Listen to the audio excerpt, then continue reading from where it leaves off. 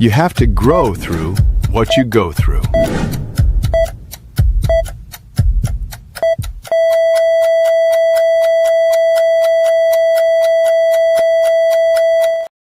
What is up, family? Welcome into another edition of Make Every Second Count Live with me, your host and international award-winning Make Every Second Count speaker, Jeff Marconette Jr. Each and every time I say that, I'm just like, whoa. I know I say that every week, but that's just absolutely amazing to me. So I would ask you guys if you would please share this episode out. Invite as many people to watch it. In fact, you can go ahead and just tag them in the comments. That would be awesome. Share it to as many groups as you can. Also, don't forget to keep the thumbs up, hearts, frowning faces, cry faces. You can even get mad at us. I don't mind. Just help me trick the algorithm on one of the socials that I'm on. And then one final thing, please keep the comments coming. We want to have more of a conversation than make a presentation to you. So with no further ado, I would like to bring to the stage Miss Dave, or no, I said Miss. I meant Mr. Dave. Okay, yeah, no sex change for this. I'm not. There's not a big mic drop moment right now. How you doing, Jeff? Thank you so much for letting me come on. I'm fantastic. Thank you so much for taking the time out of your busy evening to be here with me and my peeps. And hopefully this show is as good as I think it can be. Yeah, I saw the premise of it, and I can't wait to dive into things a little bit. Yes, well, I'm so glad to hear that. Well, if you would like to take it away and give a short introduction of yourself, tell everybody who you are, where you're from, and what you do, I would absolutely love that. All right, great. Well, I'm Dave Chametzky, and I'm from New York. If you didn't recognize the accent, and what I do a lot of things, but I am also a host for Peace, Love, and Bring a Bat. It's a podcast. We talk about spirituality, about overcoming obstacles, and then I also work with people who want to overcome some stress or align their message. Because a lot of that is a story we tell ourselves.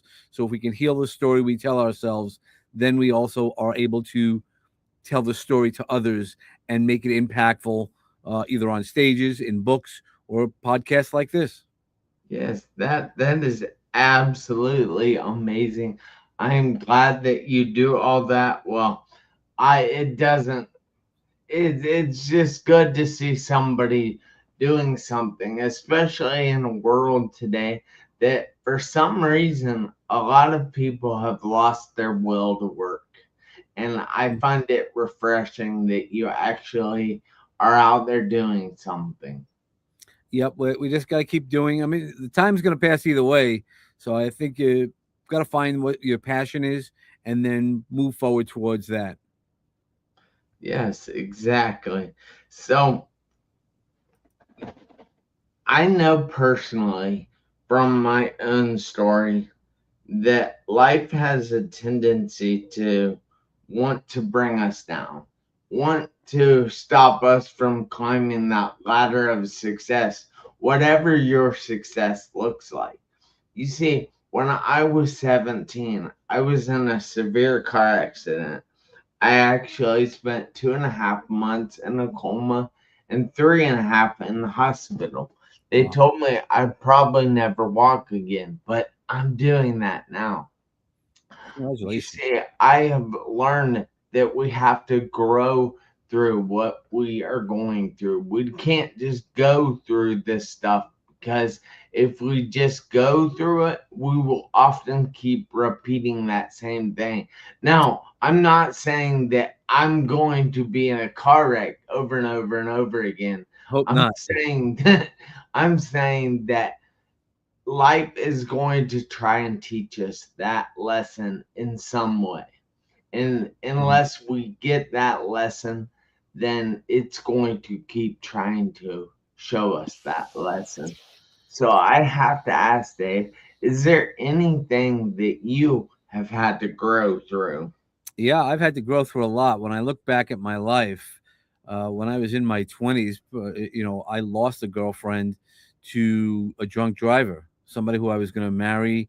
And then, then that's just overcoming it. And what added to it is I told her to go to that party. She was walking on the sidewalk. Gentleman hit her on the sidewalk. And I didn't know that I was carrying survivor guilt for, for 35 years. And it's one of those things that we don't know what we go through and when we're going to grow through it. It's with your injury, I'm sure you had to grow through it right away because it was getting through those things. And for me with that was just one thing in my life, but I didn't know I was carrying it on for 35 years. Everybody tells you, while they try to be helpful for you, they're like, well, you'll get over it, you'll find somebody new, all those things, but you don't realize that sometimes we carry feelings and emotions for us because we haven't dealt with it properly. Yeah. Well, I I I I'm so sick and tired of hearing about people being killed by drunk drivers. It's like, people, get your stuff together. We have Uber, we have Lyft, we have taxis, we have buses, we have all kinds of public transportation that would keep those drunk drivers off the road.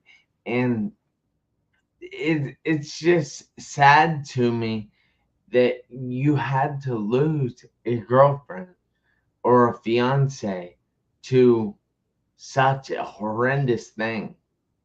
Yeah, it's one of the things we grow through, and I did go through it, and then throughout life, I've had a lot of stories that I wish I didn't have to grow through, but I did. And that's sort of what life's about, is as you said, growing through it, but we don't always know about it while we're doing it. No, not at all. And that's a problem. you know um that's the bigger challenge is, you know the things that we think we can grow through, we might not, or might need a little more help or assistance, and other things we can do on our own. And sometimes we just have to be by ourselves. And there's a thing, there's a kind of power in that as well. Wow, that is so true. You know, I talk a lot about the fact that we need to reach out for help. Hmm. That everyone is going to need help at some point in their life. A lot of people are too proud to ask for that help. They think, hey, if I can't handle this on my own, it's too big for me.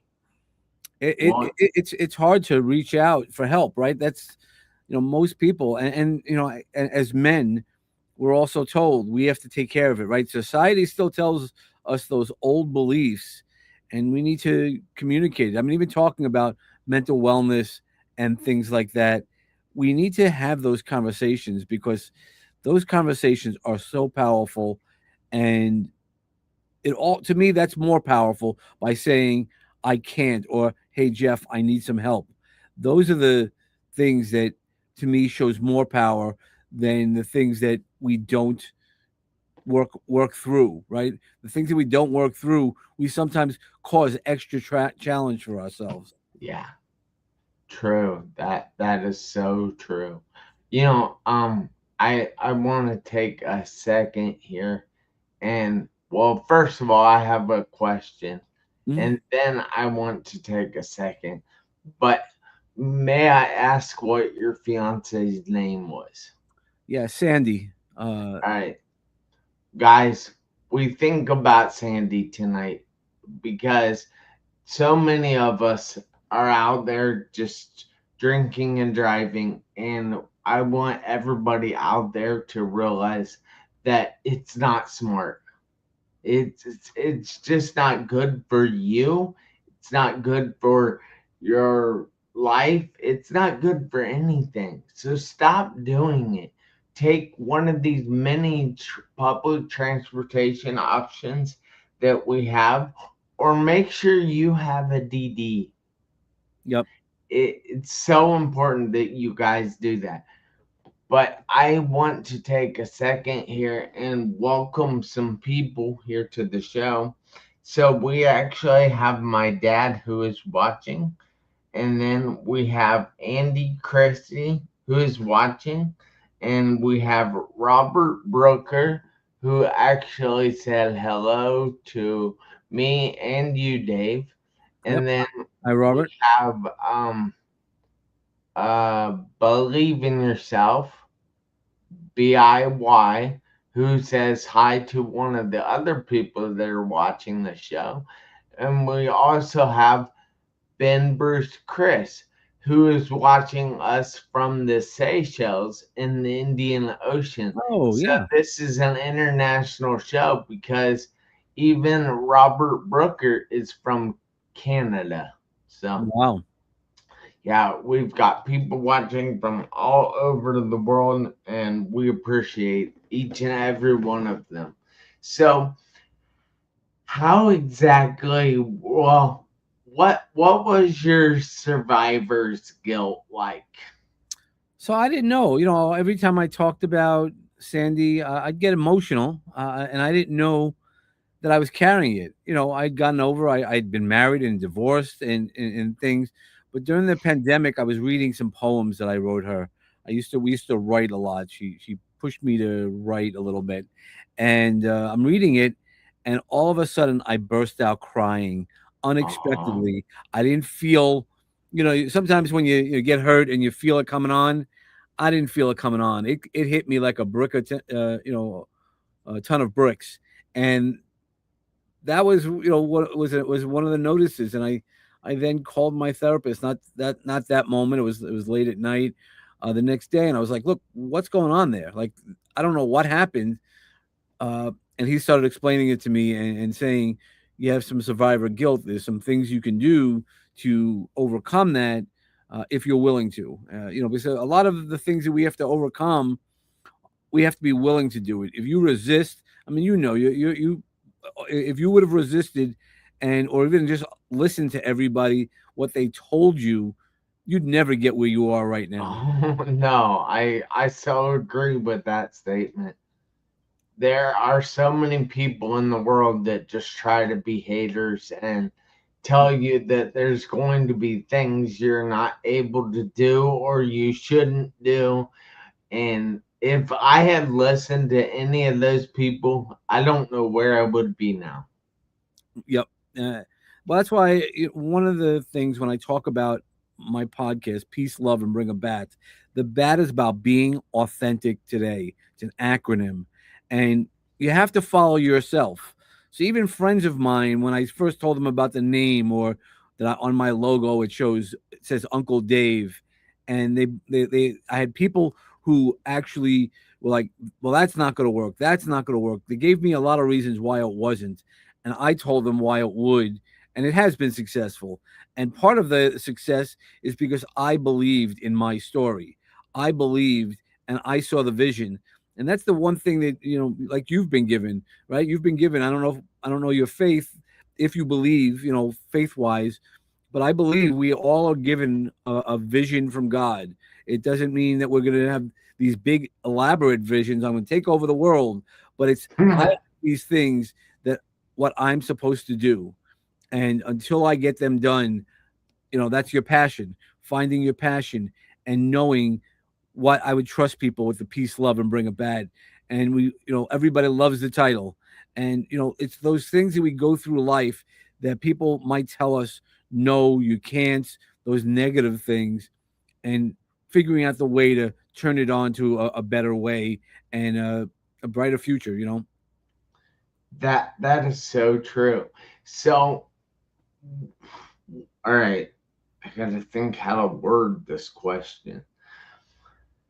What, since you were talking earlier a little bit about societal norms for guys in mental health, Mhm. how has that been a hindrance or an obstacle or even an a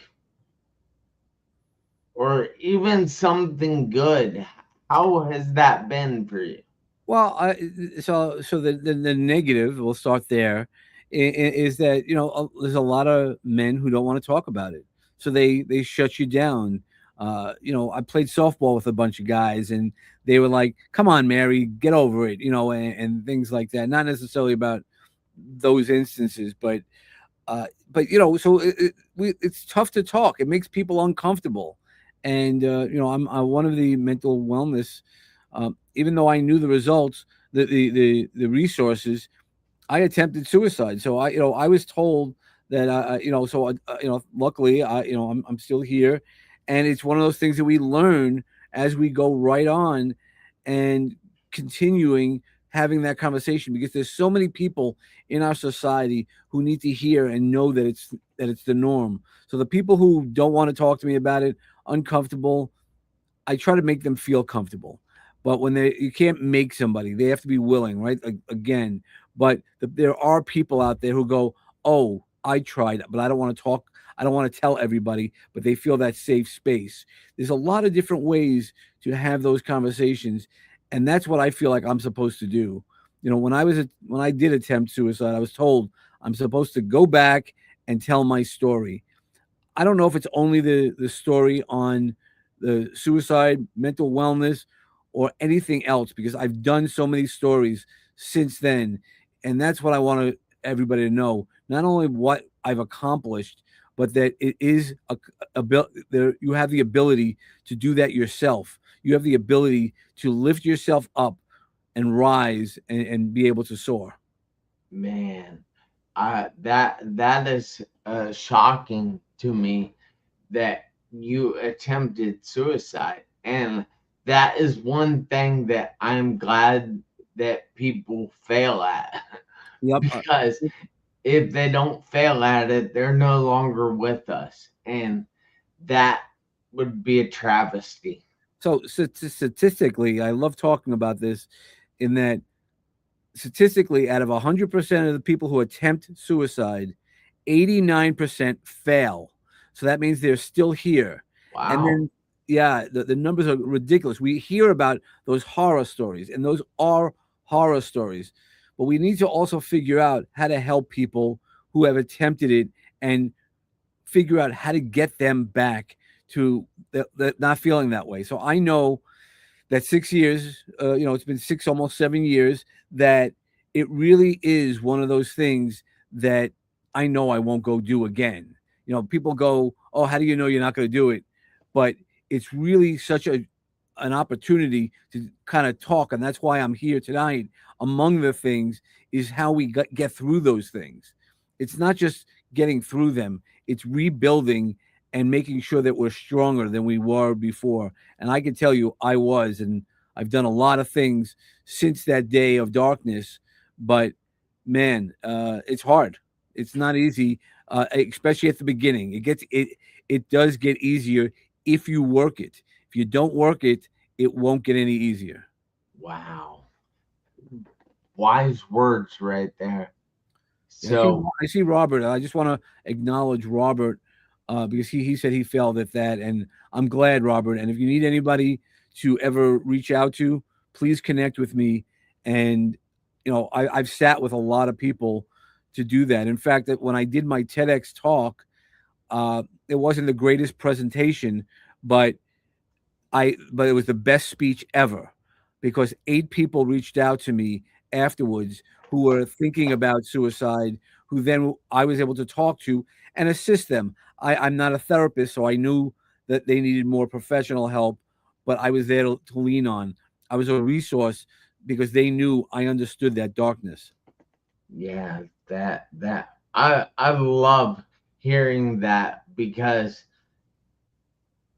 I wanted to give a TEDx, and I'm always worried, like, who's gonna see this? And I'm always worried about the number of people that are going to watch it. Don't But worry about that. it's The not right people. important. Yeah, the right ones. Yes, sir. The 8 people that you said reached out to you. That is absolutely amazing. Yeah, and it's one of those lessons also I've taken is, if you look at the TEDx, it's on YouTube, and people, there's a lot of negative people, a lot of, horrible comments. I could take that very harshly, or I go, that's not my problem. However you feel, I could tell you this story about the people that got saved, not that I didn't know what I was doing. I didn't this. It was the first time that I shared publicly about my suicide attempt. So I understand it. I'm a better speaker than I was then, but the message got across. And that's the really truthful part of that, is that the message got across to people who needed it. And that's why we have shows like yours to then get these messages out there, let people know that they're not alone. Like Robert, like I just want to make sure I hope you hear that, Robert, that you're not alone. You're not the only one. And man, I am just telling you, I'm here. That's it. Yeah. I'm reading your note about how, overwhelmed. And, I know that, but I'm glad you felt heard and you got to see some help. That's what we have to do, is no matter what situation we're going through. So not only in a suicide attempt, in so many other ways, we need to surround ourselves with a community, with the right mentors, with the right people. That's what the value is. And we have to remind people like myself when I was younger, and Robert and everybody else who might be feeling alone, you're not alone. There are always people out there to help you, no matter what it seems like, no matter how dark it seems. I will promise you that there is a way to find the light. Yeah, that is so true. Now, I want to also point out that Ben Bruce said, Dave has shown real strength. Coming out of such trauma isn't easy. Well done, Dave. Thanks a lot, Ben. I appreciate that. Thank you so much. And he also says that rebuilding is the key word to what you said after failing at such a thing. And you can fail at so much in life.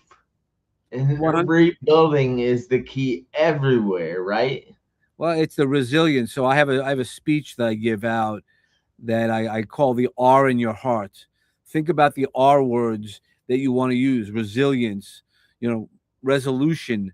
What you need. You need to be resolute. You need to be forceful that way.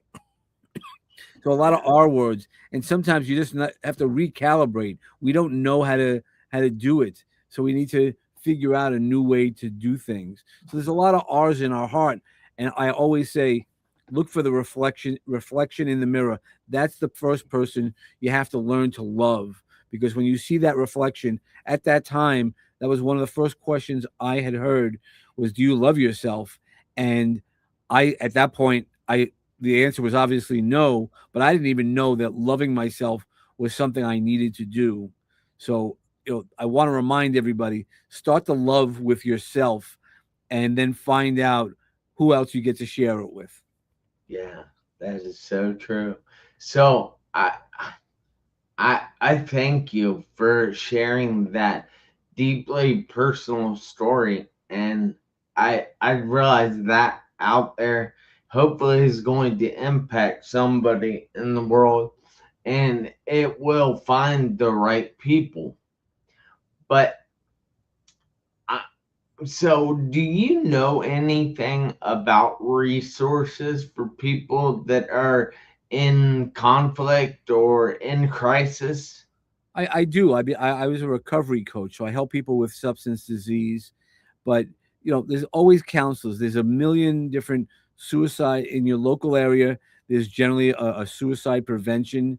A lot of the states, a lot of the countries have resources. I know there's some people internationally. I don't know internationally, but I do know that if you call a U.S. number, they would find you help. And that's the great thing about it, is that there are so many resources, and that's why reach out. And when you're feeling that way, you reach out on social media. And I don't mind. Yep, 998 in the U.S. and Canada um, is the number, but there's ones for veterans as well, Yeah. and and that's why we have to just keep getting that message to let everybody know it's okay to talk about it. Whatever you're feeling, whatever you've experienced, life can change as long as you still stay in the game. It's when we take ourselves out of the game that's when it can't, and it doesn't fix everything. It might fix everything for us in that feeling mind, but what we leave behind. So, be as strong as you can, and it's okay being strong to say, I need help. That's a strength that is so powerful. I'll just keep reminding people of that. Yeah, I always say that asking for help isn't a sign of weakness. Mm. Asking for help is actually a sign of strength, Correct. because it is showing that this is tougher than I can handle myself. And it's not even just tougher, or it's I don't know how to do it, right? It's okay to say I don't know. We shouldn't be afraid to say I don't know, or can you teach me, Jeff? Can you teach me how to do something? I don't know how to do this, and that's really what it comes down to: is admitting it's okay to not know. It's okay to not know what's the next thing's going on. It's okay to not be able to see the future. It's okay to just breathe, sit and breathe. There's power moments in that. And that's where you can start rebuilding. It's those moments. So when I talk about the Phoenix, which I did on my TEDx, Ooh, the Phoenix. I the think I Phoenix, look at this. yeah. Oh, there you go. See, you're Yeah. a Phoenix. I think everybody's a Phoenix. And what I mean by that is some people think the Phoenix dies. A Phoenix does not die, it turns to ashes, and a spark from God brings it back to the next bird, that new uplifting. So I'm going to challenge everybody, and remember, there's a spark of God, there's a spark of the universe within each one of us. And once we get to find that, that's where the power really goes. Yeah. Wow. That is powerful right there. So he's telling you guys that you all have the possibility to be that right there. And you That is something that has really come to light for me, Mhm. because I see where I was and I see where I am now, and it's truly like a phoenix moment. So, but before we go, Dave, I need to ask you, how can people reach out to you? Well, the great thing is that my last name is very unique, Oh, and really? yeah. Um, and so Dave Chametzky. I think I'm the only Dave or David Chametzky, and that's really what I would suggest in the biggest place is, no matter where you look at it, Facebook, Instagram, LinkedIn, the web. I have my own website, and or type in Teal Santa, guy with a bat, teal guy with a bat, and you'll find me. You'll find the pictures, and I really hope everybody who's listening to this finds their sweet spot, that thing that they love to do, and once you hit it, man, it is powerful. Yeah, and how can people tune into your podcast? Again, it can find it. I try to make things easier. It's on Apple. It's on YouTube. There's the videos on YouTube. It's on Spotify, a million other places, Amazon Music, and all these places. Anywhere you listen to podcasts, you'll find it. It's creeping on up. I think we cracked Creeping the on. top 100 of Apple's spiritual podcasts recently. We have a lot of people listening, so I'd love you to follow. Just hit follow. It's easy. Then you'll know every time it comes on. You don't have to remember. I'm having a lot of episodes. The past, you're a podcast host. The past 3 months, I've recorded over 100 episodes. I'm in the process of getting out through my bank and things like that. So I'm loving this job. We're gonna be pushing 200 release any day now, and then I know where I'm at already. By the end of the year, we'll be at 300. That is so cool. I have to say, wow, I admire you. I admire your strength, your tenacity, your determination, everything. Just you're doing great work out there. Well, thank you. But I need everybody out there, including you, Dave, to do me a favor this week, next week, and for the rest of your life. I need you to make every second count. Yes, sir. Why? Because you never know when those seconds will run out on your one life. Yep. I'll see you guys back here next Tuesday, 7 p.m. Eastern Time. And until then, you have a fantastic week. Good night, everyone. Thank you again, Dave. Thank you, sir. Thank you.